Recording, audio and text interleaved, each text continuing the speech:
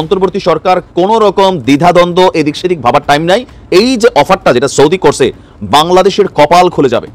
প্রত্যেকটা মানুষ, আমি, আপনি, আমরা, আমজনতা সবাই উপকৃত হবে। কারণ গত 53 বছরে আমরা এইভাবে আগাইতে পারিনি। সৌদি যে অফারটা নিয়ে আসছে, ইন্ডিয়াকে এইভাবে শিক্ষা দিতে হবে, যেখানে ইন্ডিয়া 1 ইঞ্চি জায়গা দখল করে রাখছে বাংলাদেশের, সেই জায়গাটা আবার আমাদেরকে দখল দিতে হবে। ছাড় দেওয়া চলবে না। যদি একটা কথা আছে না, যদি তুমি ভয় পাও তবে তুমি শেষ, যদি তুমি রুখে দাঁড়াও তবে তুমি বাংলাদেশ। ভারতের খরচেই ভারতে এসে প্রশিক্ষণের কথা ছিল বাংলাদেশি বিচারকদের, আটকালো ইউনূস সরকার। তাদের কাছে এখন ইউনূস সরকার হচ্ছে পথের কাঁটা বা গলার বিষ। সাংবাদিক ইলিয়াস কাজটা করলেন কি? পুরো জাতি অবাক, বিশ্ব অবাক। নতুন ইতিহাস সৃষ্টি যে ইলিয়াস বাংলাদেশের রাজনীতিতে তোলপাড় তৈরি করে দিয়েছে। বিএনপির রাজনৈতিক বয়ান মাঠে মারা খেলো। এখন অনেকের মনে প্রশ্ন এসেছে যে মেজর ডালিম কি তাহলে দেশে ফিরবেন বা ফিরতে পারবেন? তিনি তখনই বীরের বেশে দেশে ফিরবেন। ওনার নাম আমরা আকাশে লিখে রাখবো ঈসা খান তিতুমির, হাজী শরীয়তুল্লাহর সাথে। বাংলাদেশে যতবার জালিম আসবে ততবার মেজর ডালিমেরা জন্মাবে। কখনো তাদের নাম হবে আবু সাইদ, কখনো তাদের নাম হবে মীর মুগ্ধ, কখনো তাদের নাম হবে ওয়াসিম, আনাস। আমরা এক একটা তারার নাম দেব এই বীরদের নামে। আজ একই উপায় আজহারী সাহেব দীর্ঘ 5 বছর পরে ফেরত আসার পরে যদি কেউ আজহারী সাহেবের কণ্ঠরোধ করার চেষ্টা করে কিংবা তার বক্তব্য তাকে শিখিয়ে দেওয়ার চেষ্টা করেন, তিনি শাহবাগী, তিনি আওয়ামী লীগী, তিনি শেখ হাসিনারই মদতপুষ্ট কোনো না কোনো সন্তান। যে ডালিম জামাতের লোক, কেউ বলছেন ইলিয়াস জামাত ইসলামের লোক। বাংলাদেশে কখনো কোনো সত্য কথা বললে সেই লোকটাকে কেন যেন জামাত বলা হয়, আর এতে করে লাভটা জামাতের না। সেই সব গর্ধব মাথা মোটা লোকগুলো বোঝে না যে ইতিহাস সবসময় সত্যই হয়। মেজর ডালিম যে 15টি অভিযোগ করেছেন বঙ্গবন্ধু শেখ মুজিবুর রহমান এবং প্রেসিডেন্ট মরহুম জিয়াউর রহমানকে নিয়ে। আসসালামু আলাইকুম দর্শক, আশা করছি আপনারা ভিডিও শুরুটা দেখেই বুঝতে পেরেছেন আজকের নিউজটা ঠিক কতটা গুরুত্বপূর্ণ হতে চলেছে এবং ঠিক কোন দিকটাকে ইঙ্গিত করছে। প্রিয় দর্শক, আমি আর এ বিষয়ে বেশি কথা বাড়াবো না। আমি ভিডিও শুরুতেই আপনাদের যে ভিডিওগুলোর অংশবিশেষ দেখিয়ে শুরু করেছিলাম সেই ভিডিওগুলোর বিস্তারিত আলোচনা দেখাবো। তবে তার আগে বলি, যারা এখনও চ্যানেলটি সাবস্ক্রাইব করেননি সকলে চ্যানেলটি সাবস্ক্রাইব করে পাশে থাকা বেল আইকনটি বাজিয়ে দিবেন। আর যারা ইতিমধ্যেই সাবস্ক্রাইব করে গেছেন তাদের সকলকে অসংখ্য ধন্যবাদ। তো চলুন একটি লাইক দিয়ে আমরা ধারাবাহিকভাবে সবগুলো ভিডিওর বিস্তারিত আলোচনা দেখে আসি। ইন্ডিয়াকে এইভাবে শিক্ষা দিতে হবে, যেখানে ইন্ডিয়া 1 ইঞ্চি জায়গা দখল করে রাখছে বাংলাদেশের, সেই জায়গাটা আবার আমাদেরকে দখল দিতে হবে। ছাড় দেওয়া চলবে না। যদি একটা কথা আছে না, যদি তুমি ভয় পাও তবে তুমি শেষ, যদি তুমি রুখে দাঁড়াও তবেই তুমি বাংলাদেশ। শেখ হাসিনার ভয়ে বাংলাদেশের মানুষ চুপ ছিল, কিন্তু 24-এ সবাই রাজপথে নেমে আসছিল ভয়কে জয় করে। এই জন্য কিন্তু আমরা শেখ হাসিনাকে বাংলাদেশ থেকে তাড়াইতে পারছি। শেখ হাসিনা পালাইছে, শেখ হাসিনা পালাই গেছে, সাথে সাথে আওয়ামী লীগও পালাই গেছে। কি জন্য পালাইছিল? কারণ আমরা রুখে দাঁড়াইছিলাম, ভয়কে জয় করতে পারছিলাম। লাস্ট 15.5 বছরে বাংলাদেশের মানুষকে জিম্মি করে রাখছিল শেখ হাসিনা।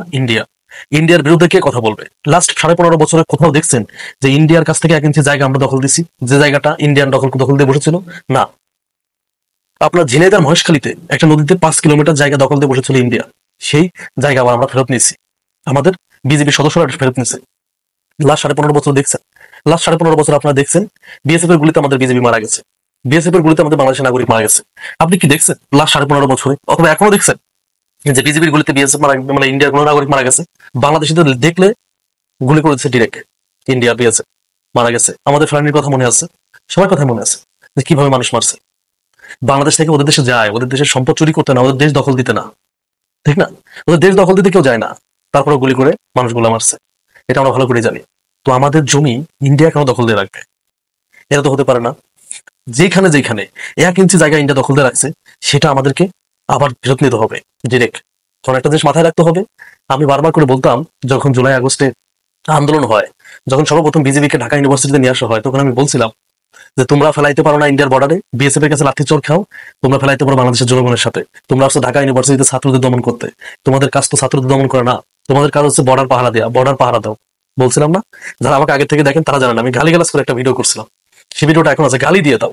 16-17 তারিখের দিকে, জুলাই 16 থেকে 17 তারিখে ভিডিও গালি দিয়ে করছিলাম। দেখেন তখন আসলে আমি ভুলছিলাম, কারণ এদেরকে শেখ হাসিনা যেটা বলছে সেটা করতে বাধ্য হয়েছে, এরা নিজে ইচ্ছায় কিছু করে নাই। শেখ হাসিনার কথা শুনতে গিয়ে এই কাজগুলো এরা করছে।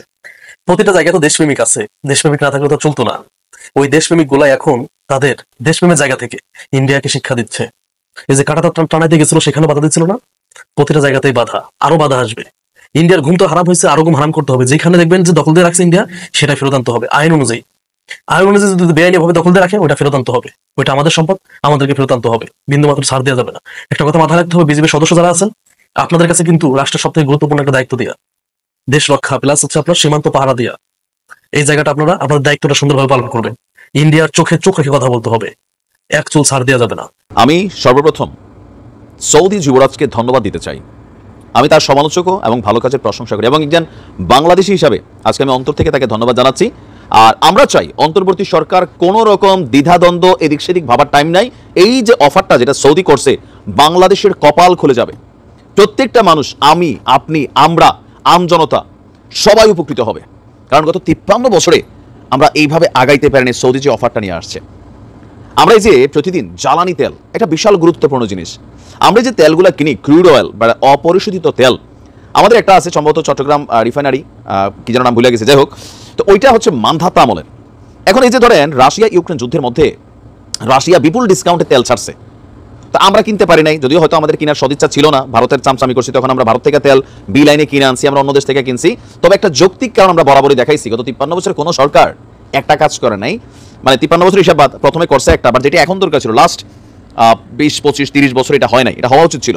যাই হোক, সেটা হচ্ছে একটা আপনার পরিশোধনাগার, একটা তেল পরিশোধনাগার আপডেট ভার্সনের, যেটাতে সবকিছু পরিশোধন করা যাবে। আমাদের যেটা সেটাতে হয় না। তো বাংলাদেশে একটি পরিশোধনাগার নির্মাণ করতে চায় সৌদি আরবের রাষ্ট্রীয় মালিকানাধীন তেল কোম্পানি আরামকো। এতে বাংলাদেশ সহ এই অঞ্চলের জন্য পেট্রোলিয়াম পণ্য উৎপাদন সহজ হবে, মানে জ্বালানি যেটা আছে। আপনার পররাষ্ট্র মন্ত্রণালয়ের এক আলোচনা সভায় এমন তথ্য দিয়েছেন ঢাকায় নিযুক্ত সৌদির রাষ্ট্রদূত ইসা ইউসুফ ইসা আল দুহাইলাম। বিশ্বাস করেন অনেক কম দামে আমরা তেল আবার পাবো যদি এটা এখানে এস্টাবলিশড হয়।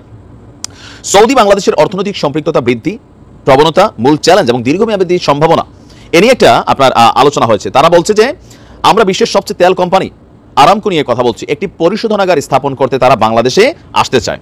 তিনি বলছেন এতে প্রশান্ত মহাসাগরীয় অঞ্চলীয় দেশগুলোতে ব্যাপক ইতিবাচক পরিবর্তন ঘটবে। তো এর মাঝখানে আওয়ামী লীগ সরকারের যেই জ্বালানি মন্ত্রী ছিল, এই যে কি নসরুল হামিদ, ওরে দৌড়া মারতে হবে। কেন মারতে হবে? সৌদি আজকে যে তথ্য দিচ্ছে যে 2016 থেকে 18 সালের মধ্যে আরামকোর একটি বড় প্রতিনিধি দল 3 বার বাংলাদেশ ঘুরে গেছে। এখন এই লুটেরারা যারা, এই যে দেখেন, এইগুলা বললে অনেকে আমার উপর রাগ হয়ে যান, কিন্তু ভাই দেখেন এই যে আরামকোর এই কাজটা সারা বাংলাদেশের মানুষ উপকৃত হবে। সোরবাটপার মন্ত্রীগুলা এরা এগুলা করতে দেয় নাই। সৌদি বলছে এই কথা যে তখন এই বিষয়ে কেউ আগ্রহ দেখায়নি, কিন্তু আমরা অতীত নিয়ে পরে থাকতে চাই না, আমরা কথা বলবো ভবিষ্যৎ নিয়ে। নসরুল হামিদ সহ এই যে আমাদের কিছু জ্বালানি খাতের ম্যারাডোনা আছে, এদের সম্পদ সিজ করার জরুরি হয়ে আসছে। কারণ কি, এই যে ধরেন এই 2016-তে রাশিয়ার সাথে ইউক্রেনের যুদ্ধ শুরু হয়েছে 22-এ, যদি আমরা তখন এগুলো করতাম, রাশিয়া যেই পরিমাণ তেল ছাড়ছে, ভারত রাশিয়া তেলে যদি লাভ করছে 1 টাকা, ভারত লাভ করছে 3 টাকা। কেন? পরিশোধন করে এটা সিস্টেমিকলি বিভিন্ন জায়গায় পাঠাইছে। আমরা তো এটা পারতাম, নিজের প্রয়োজনীয় তেলটা তো কিনতে পারতাম, তাই না? পারি নাই। কেন? এই চোররা চায় নাই, এটা হচ্ছে বাস্তবতা। তো এখন বলছে যে আপনার বাংলাদেশের সঙ্গে সৌদি আরবের বহুমাত্রিক সম্পর্ক, আভ্যন্তরীণ ইস্যু নিয়ে কেউ কখনো কথা বলেনি। দুই দেশের মধ্যে বাণিজ্য, বিনিয়োগ, সংস্কৃতি, পর্যটন সহ নানান সহযোগিতার খাত রয়েছে। তবে দুই দেশের বিনিয়োগ নিয়ে আমি সন্তুষ্ট নই। আপনার বলছেন যে 2026 সালে বাংলাদেশ এলডিসি থেকে উত্তরণ করবে, সৌদি আরব সবসময় বাংলাদেশের পাশে থাকবে। আর এই মুহূর্তে তিনি বলছেন যে বাংলাদেশের প্রায় 30 লাখ কর্মী সৌদি আরবে কাজ করছেন। আর আমাদের অস্ত্র উপদেষ্টা ডক্টর সালেউদ্দিন আহমেদ ছিলেন, পররাষ্ট্র উপদেষ্টা তৌহিদ হাসান ছিলেন। তা আমরা বলি সরকারকে ডাইন বাম ভামার সুযোগ নাই, আপনাদেরকে জনগণের জন্য এখানে বসানো হয়েছে। জনগণের সিদ্ধান্ত হচ্ছে বাংলাদেশে তেল পরিশোধনাগার হওয়া চাই চাই চাই, কারণ তারা বিনিয়োগ করবে, আমাদের সমস্যা নাই, ভাগ তারা অর্ধেক নিয়ে যাক, দিন শেষে একসময় আমরা এটার মালিকানা পাবো। আর তাদের ম্যানেজমেন্টের কোনো কাজ হলে এগুলোর ভিতরে চুরি বাটপারি হতো না, আমরা হাতে নিলে যেই পরিমাণ বাটপারি লুটপাট করে খায়া ফেলবো। সৌদির বিনিয়োগটার পক্ষে আমি, কি পরিমাণ মানুষের কর্মসংস্থান হবে, উৎপাদন ব্যয় কমে যাবে, এই যে জ্বালানির জন্য বিশাল যে সমস্যা আপনি দেখেন, এগুলো অনেকাংশে কমে যাবে। সাংবাদিক ইলিয়াস কাজটা করলেন কি? পুরো জাতি অবাক, বিশ্ব অবাক, নতুন ইতিহাস সৃষ্টি। ইউটিউবের ইতিহাসে এত বেশি সংখ্যক মানুষ, মোর দেন 8 লাখ সরাসরি লাইভ দেখেছে। কোনো ভিডিও স্ট্রিমিং, লাইভ স্ট্রিমিং এটা অতীতে কখনো হয়নি, ইউটিউবেও এটা ইতিহাস হয়েছে। তো দর্শক, আমরা কথা বলছি মেজর ডালিম খ্যাত যে লোকটা, তার পূর্ণ নাম বা বর্তমান পদবি এটা নয়, সাংবাদিক ইলিয়াসের সাথে ইউটিউবে সাক্ষাৎকার দিয়েছেন এবং হাটে হাড়ি ভেঙেছেন সে সাক্ষাৎকার নিয়ে। নানানভাবে এটা বিশ্লেষণ করা যায়, কিন্তু আমি একটা দিক বিশ্লেষণ করব যে ইলিয়াস বাংলাদেশের রাজনীতিতে তোলপাড় তৈরি করে দিয়েছে। এটার একটা দিক হচ্ছে আওয়ামী লীগ তো এমনি গেছে, আওয়ামী লীগ ডেড, এক্সপায়ার্ড মাল। বিএনপির রাজনৈতিক বয়ান মাঠে মারা খেল ইলিয়াসের এই এপিসোডের কারণে। এবং 54 বছরের ইতিহাসে জামাত শিবিরের সবচাইতে বড় বিজয় আমি বলবো এটা। কারণ আমরা যাই বলি, জামাত ইসলামী যতই মুক্তিযোদ্ধা সাজার চেষ্টা করুক, 1971 জামাতের জন্য একটা বিব্রতকর অধ্যায় বাংলাদেশের রাজনীতি। জামাত নিজেরা 71কে ওইভাবে ডিফেন্ড করতে পারছিল না, হীনমন্যতায় ভুগছিল। গোলাম আজম ছাড়া কেউ 71 প্রশ্নের জবাব ক্লিয়ারলি দিতে পারেনি, আর গোলাম আজমের বক্তব্যে বর্তমান জামাত একমত নয়। সেই হিসাবে এই 71 প্রশ্নটা হালকা করা কিংবা জামাতের যে দৃষ্টিভঙ্গি ছিল, যে থিওরিগুলো দিয়েছিল, যে ভারতের ষড়যন্ত্র নানান কিছু ইত্যাদি ইত্যাদি, এই বিষয়গুলো এই ডালিমের বক্তব্যে, ইলিয়াসদের বক্তব্যে, পিনাকিদের বক্তব্যে এস্টাবলিশড হচ্ছে। জনগণ, তরুণ প্রজন্ম, জেনজি এটা গ্রহণ করছে। তো বিএনপি যে আবার মুক্তিযুদ্ধ ব্যবসা শুরু করেছিল, এটা মাঠে মারা গেল। এখন এইসব মুক্তিযুদ্ধ ব্যবসা কেউ খায় না। এখন 71-এ বাংলাদেশ ভারত যুদ্ধ হয়েছিল, পাকিস্তান ভারত না বাংলাদেশ পাকিস্তান নাকি, এটা নিয়ে মানুষ সন্দেহের সংখ্যায় পড়ে গিয়েছে। শেখ মুজিব কি করেছিল এখন ওইটা নিয়েই সন্দেহ করছে মানুষ, কিসের জামাত কি করেছিল। আর বিএনপি এসেছে মুক্তিযুদ্ধ ব্যবসা করতে। মানে মেজর ডালিম এসে বিএনপির মুক্তিযুদ্ধ ব্যবসা একেবারে খেয়ে দিয়েছে। এখন পাগলও মুক্তিযুদ্ধ ব্যবসার ট্যাবলেট খাবে না। এই জন্য ডালিমের বিরুদ্ধে বিএনপি খেপেছে, তাকে ট্রল করার চেষ্টা করছে। বিএনপি যত মোড়াবে তত পড়াবে। বিএনপি এখন সবাইকে প্রতিপক্ষ বানিয়েছে। মানে দেখেন পরিস্থিতিটা কোন দিকে যাচ্ছে, যে বিএনপি আওয়ামী লীগ এক, আওয়ামী লীগের শত্রু বিএনপি শত্রু এক, এবং সবাই বিএনপি শত্রু। মিজানুর রহমান আজহারীও বিএনপি শত্রু, ইলিয়াসও বিএনপি শত্রু, পিনাকিও শত্রু, কনক সরোয়ারও বিএনপি শত্রু, সবাই। মাহমুদুর রহমানও বিএনপি শত্রু। বিএনপির পক্ষে আসলে কেউ নেই। বিএনপির পক্ষে কারা? বিএনপির পক্ষে আওয়ামী লীগ। আওয়ামী লীগ যাকে দেখতে পারে না বা আওয়ামী লীগের কাছে যিনি মোস্ট ওয়ান্টেড ছিলেন, সে মেজর ডালিম এখন বিএনপির কাছেও মোস্ট ওয়ান্টেড। খারাপ, মেজর ডালিম মিথ্যা কথা বলে, অমুক তমুক নানান কথা। দর্শক, ইলিয়াসের সাথে মেজর ডালিমের সাক্ষাৎকারের সবচাইতে গুরুত্বপূর্ণ দিক হিসেবে আমি মনে করি বিএনপির বর্তমানে যে রাজনৈতিক স্ট্যান্স, রাজনৈতিক যে বয়ান, সেটা মাঠে মারা গেল। মুক্তিযুদ্ধ বয়ানের একটা ধরা পেল। এটা আমরা জানতাম যে আওয়ামী লীগ মুক্তিযুদ্ধ ব্যবসা করতে পারে, সেটা মানায়, কিংবা আওয়ামী লীগের পক্ষে ভারত আছে। বিএনপি হচ্ছে কিসের কি ঈদের পর আন্দোলন, এরা আসছে মুক্তিযুদ্ধ ব্যবসা করতে। এটা এই ব্যবসা লাটে উঠবে বিএনপি, এটা পারবে না, তারা ধরা পড়বে, একেবারে আম সালা পুঁজি সহ ধরা পড়বে। ধরা পড়েছে, এই ব্যবসা কেউ খায় না। এখন বিএনপির লোকজন এখন মুখ ফিরিয়ে নিচ্ছে।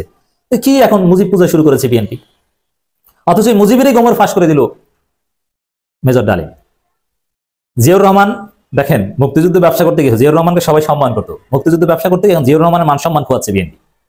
জিয়াউর রহমান আসলে কি করেছিল দেখেন, কিভাবে শেখ মুজিবের পক্ষে পরিস্থিতিটা, আল্লাহর খেলাটা দেখেন, কিভাবে বিএনপিকে শেখ মুজিবের পক্ষে বা মুজিববাদী বানিয়ে দিচ্ছে। যে না না, জিয়াউর রহমান কোরআন শপথ করে ডালিমদের সাথে থাকার কথা বলেছিল, জিয়াউর রহমান সেই শপথ মানেনি। এই কথা, এই মুক্তিযুদ্ধ ব্যবসা যদি বিএনপি করতে না যেত, এই কথা বিএনপি শুনতে হতো না, এই গোমর আসতো না। যে কোরআন শুয়ে শপথ করে সেই শপথ লঙ্ঘন করেছিলেন জিয়াউর রহমান, এবং শেখ মুজিব হত্যার সাথে জিয়াউর রহমান জড়িত কিনা, কারণ এটার পিছনে দৌড়াতে হচ্ছে। দেখেন, যখন জাতি শেখ মুজিব হত্যাকে নাজাত দিবস হিসাবে বলছে, আমরা 15 আগস্টকে নাজাত দিবস হিসাবে পালন করছি, তখন শেখ মুজিবকে ডিফেন্ড করতে হচ্ছে বিএনপিকে। শেখ মুজিব হত্যার সাথে জিয়াউর রহমান জড়িত নয়, এই বিষয়ে এখন কথা বলতে হচ্ছে বিএনপিকে। বিএনপির রাজনীতি বাংলাদেশে আছে, বিএনপির রাজনীতি শেষ। বিএনপির বয়ান ইলিয়াসের এক এপিসোডে শেষ। এখন বলবেন এতে কি মানুষের মাইন্ডসেট আপ চেঞ্জ হয়েছে? ইউটিউবের ইতিহাসে এত বেশি পরিমাণ লোক দেখেছে, এটা তারা কি বোঝা যায়? মানুষের আকর্ষণ আছে, মেজর ডালিমদের ক্রেডিবিলিটি আছে, এবং মেজর ডালিমদের অবদান এই 5 আগস্টের অভ্যুত্থানে, গণবিপ্লবে আছে। মেজর ডালিম একজন দক্ষ কূটনীতিক। জামাত নেতাদের সাথে, ইলিয়াস পিনাকিদের সাথে তার যোগাযোগ হতো। জামাত নেতারা অনেকে যারা প্রবাসী থাকেন, তারা তাকে বড় ভাই বলে সম্বোধন করতেন, পরামর্শ নিতেন কি করা যায় কি। এবং মেজর ডালিম ভবিষ্যৎবাণী করেছিলেন এই 7 জানুয়ারি নির্বাচনের পর আওয়ামী লীগ 1 বছরের বেশি টিকবে না, সেটাই হয়েছে, আমিও বলেছিলাম। তো দর্শক, জনগণ ডালিমের কথা বিশ্বাস করে, ইলিয়াসের কথা বিশ্বাস করে। বিএনপির ওই শাহেদ রায় ডালিমকে কাউন্টার দিতে আসছে, এটা দেখলে হাসি পায়। কোথাকার কি তেলতলা আর বালতলা, ডালিমকে কাউন্টার দিতে এসেছে শাহেদ। চিন্তা করছেন, ইসকন শাহেদ। দর্শক, বিএনপির কোনো বয়ান নাই, বাংলাদেশে বিএনপির কোনো রাজনীতি নেই, কে দিয়েছেন? এক এপিসোডেই নাই করে দিয়েছেন। তো সামনে আরো কত কিছু হয়, ওয়েট অ্যান্ড সি। দর্শক, ডালিম সাহেব কি বলেছেন, কতটুকু সত্য নির্মহ পর্যালোচনা করা যায়, সেটা ভিন্ন আলোচনা। কিন্তু এক কথায় শাহবাগী বিএনপির পাছায় আগুন ধরিয়ে দিয়েছেন। ওদের দৌড় শুরু হয়ে গেছে, ওদের মাথা খারাপ হয়ে গেছে। এবং এখন এই ডালিমরা যেটা বলবে সেটা শতভাগ সত্য না হলেও জনগণ সেটা বিশ্বাস করবে, ওই অনুযায়ী পাবলিক পারসেপশন হবে। এবং ডালিম সাহেব কোনো অসত্য বলেছেন এরকম আমার বিশ্লেষণে অ্যাটলিস্ট ধরা পড়েনি। যদি ধরা পড়তো আমি বলতাম। কয়েকটা পয়েন্ট আমি আলোচনা করতে চাই। মুজিব নিজে স্বয়ং ধরা দিয়ে পাকিস্তানি আর্মির কাছে ফ্যামিলি দায়ভার নিয়েছে। মানে এই যে মুক্তিযুদ্ধকে ভারতীয় প্রজেক্ট হিসাবে, ভারতীয় ষড়যন্ত্র যত প্রমাণ করা যায়, জামাত তত শক্তিশালী হয়, জামাতের বয়ান তত শক্তিশালী হয়, জামাত তত মোরালাইজড হয়, গোলাম আজমদেরকে মনে পড়ে তত। এটাই তো বলেছিলেন, মুজিব নিজেই ধরা দিয়েছেন। মুজিবের ভাষণে নয়, জিয়াউর রহমানের ডাকে লক্ষ লক্ষ মানুষ একতাবদ্ধ হয়েছিল। আমি নিজেও পাকিস্তান থেকে চলে এসেছিলাম মেজর জিয়ার ডাকে। মুক্তিযুদ্ধের সর্বমোট শহীদের সংখ্যা 30 লক্ষ নয়, 3 লক্ষ। মানে 30 লক্ষ 3 লক্ষ এই বিতর্ক 71 কি হালকা করে, বর্তমান রাজনীতিতে অনেকটা লেস রেলেভেন্ট করে। এটাই জামাতের বিজয়। মুক্তিযুদ্ধে ধর্ষণের শিকার নারীদের সংখ্যা 2 লক্ষ নয়, বরং আরো অনেক কম। কারণ ডালিম সাহেব বলেছেন উনি মাত্র 2 জন ধর্ষিতা নারীকে পেয়েছেন। এগুলো ফ্যাক্ট। আর বাকিগুলো হাইপারবল, 30 লক্ষ হাইপারবল। মুজিব বাংলাদেশের স্বাধীনতা চাইনি, এই কথা আমির জামাত তো কিছুদিন আগে বলেছেন যে শেখ মুজিব বাংলাদেশের স্বাধীনতা চেয়েছে কিনা এটাই তো সন্দেহ। ভারত বাংলাদেশের মুক্তিযুদ্ধে সহায়তা করছে যাতে তাদের একটা প্রদেশ বানাতে পারে। মুজিব হত্যায় প্রেসিডেন্ট জিয়াউর রহমানও জড়িত ছিলেন, কোরআনের শপথ করে দেখেন মুজিব হত্যায় জিয়া জড়িত ছিলেন। এখন বিএনপি দৌড়াও, এখন তোমরা মুজিব প্রেমী হও যে না না, হয় স্বীকার করো যে হ্যাঁ মুজিব হত্যায় জড়িত ছিল, নাইলে বলো যে না না জিয়াউর রহমান শেখ মুজিব আমাদের বাপ, দুইটার একটা বলেন। রাজনীতি জায়গা মতো বলে দিয়েছে ইলিয়াস। রাজনীতি করতে হতে বয়ান দরকার, সে বয়ান নাই, বিএনপির কোনো বয়ান নাই, এখন ধরা পড়েছে। বুদ্ধিজীবীদের হত্যা করেছিল ভারতীয় বাহিনী, আর এতদিন জামাত জামাত জিকির করেছে। ভারত তৎকালীন 16,000 কোটি টাকা সম্পদ বাংলাদেশ থেকে লুট করে নিয়ে যায়, বাধা দিলেন মুজিব মেজর জলিলকে গ্রেপ্তার করে। জহিরিয়ানা শহীদুল্লাহ কাসেরকে হত্যা করেছিল মুজিব। পাকিস্তানের সাথে চূড়ান্ত লড়াই নেতৃত্ব দিবেন ভারতীয় সেনাবাহিনী প্রধান, মুক্তিবাহিনীর সর্বাধিনায়ক সহপ্রধান হিসেবে দায়িত্ব পাবেন। কি বুঝলেন ওসমানী? যাই হোক দর্শক, ওসমানীর কাছে আত্মসমর্পণ না করে নিয়োজিত অরোরার কাছে আত্মসমর্পণ, এগুলো সব ব্যাখ্যা করেছে। মানে এই জিনিসগুলো মুক্তিযুদ্ধকে একটা ভারতীয় মুক্তিযুদ্ধের সম্মান করা হয়েছে, স্বীকার করা হয়েছে, কিন্তু ভারতীয় ষড়যন্ত্র যে কারণে আমাদের জড়িত করেছিল এটা এস্টাবলিশড হয়েছে। তো দর্শক, শুধু এখানেই নয়, যে 7 দফা নিয়ে, সেই গোপন 7 দফা চুক্তি নিয়ে কথা হচ্ছে। এই 7 দফা প্রমাণ করে যে জামাত দূরদর্শী ছিল, জামাত এটাই বলার চেষ্টা করেছিল, সেই 7 দফা আবার সামনে এনেছিল। 7 দফাটা জাতিকে জানা দরকার, আমি আপনাদেরকে জানিয়ে দিচ্ছি। কিছু পয়েন্ট বলেছে মেজর ডালিম। মুক্তিযুদ্ধ করেনি এমন কর্মকর্তাদের চাকরি থেকে অবসর দেওয়া হবে, অভিজ্ঞ কর্মচারী শূন্যতা পূরণ করবে ভারতীয় প্রশাসনিক কর্মকর্তারা। লক্ষ্য করে দেখবেন স্বাধীনতার পর বেশ কিছু ইন্ডিয়ান সিভিল সার্ভিস অফিসার ঢাকায় ও বিভিন্ন জেলায় ডিসি হিসেবে কাজ শুরু করেছিল। এজন্যই 16 ডিসেম্বরকে ব্যারিস্টার ফুয়াদ বিজয় দিবস হিসেবে মানতে চান না। 7 দফার 1 দফা আপনারা জেনে রাখুন যে ভারতের গোলাম বানিয়েছিল বাংলাদেশ, এর বিরুদ্ধে জামাত ইসলামী সোচ্চার ছিল, জামাত ইসলামী অলওয়েজ দেশপ্রেমিক ছিল, প্রমাণিত হচ্ছে। বাংলাদেশের নিজস্ব কোনো সেনাবাহিনী থাকবে না, আভ্যন্তরীণ আইন শৃঙ্খলা রক্ষার জন্য একটি প্যারামিলিশিয়া বাহিনী থাকবে, যা পরে রক্ষী বাহিনী হিসেবে গঠিত হয়েছিল। প্রশিক্ষণ ছিলেন ভারতীয় সেনা কর্মকর্তাগণ। ভারতীয় সেনাবাহিনী থাকবে বাংলাদেশে। প্রতি বছর নভেম্বর মাসে পরিস্থিতি পর্যবেক্ষণ করা হবে। 72 সালে নভেম্বর থেকে এর কাজ শুরু হবে। বাণিজ্যিক সমঝোতা ছিল খোলা বাজার প্রতিষ্ঠা করা। সীমান্তের 3 মাইল জুড়ে চালু হবে খোলা বাজার, কোনো নিয়ন্ত্রণ থাকবে না। শুধু বছর শেষে হিসাব নিকেশ হবে, প্রাপ্য মেটানো হবে পাউন্ড স্টার্লিং এর মাধ্যমে। 6 নম্বর, বিদেশে বিষয় ভারত যা বলবে, বিদেশ বিষয়, পররাষ্ট্রনীতি বিষয়, তাই মেনে চলতে হবে। মানে বাংলাদেশে কোনো নিজস্ব পররাষ্ট্রনীতি থাকবে না। সাউথ ব্লকের অ্যানেক্স হবে সেগুনবাগিচা। এক কথা বলা চলে, উল্লেখিত মানে এটা ব্যাখ্যা করে বলা হচ্ছে, উল্লেখিত চুক্তির ফলে ভারত বাংলাদেশের পররাষ্ট্রনীতি নিয়ন্ত্রণ করবে। পাকিস্তানের সাথে চূড়ান্ত লড়াই নেতৃত্ব দিবেন ভারতীয় সেনাবাহিনী প্রধান, মুক্তিবাহিনীর সর্বাধিনায়ক সহপ্রধান হিসেবেও দায়িত্ব পাবেন না। এই হচ্ছে অবস্থা দর্শক। তো এই 7 দফা জাতিকে জানা দরকার। এটা এই সময় এই বিষয়গুলো সামনে আনা, এটা আওয়ামী লীগ তো এমনিতেই পালাতো। এই মেজর ডালিমকে দেখে শেখ হাসিনা যেরকম কষ্ট পায়, বিএনপি সেরকম কষ্ট পায়। দর্শক, আমি আশা করছি আপনারা সকলেই অত্যন্ত মনোযোগ সহকারে সবগুলো ভিডিওই দেখেছেন। এমনকি দর্শক, যদি এই ভিডিওগুলো সম্পর্কে আপনাদের কোনো মতামত থেকে থাকে তাহলে তো অবশ্যই জানাবেন। দর্শক, নিউজটি শেষ করছি এখানেই, ফিরছি পরবর্তী নিউজে নতুন কোনো টপিকে। আল্লাহ হাফিজ।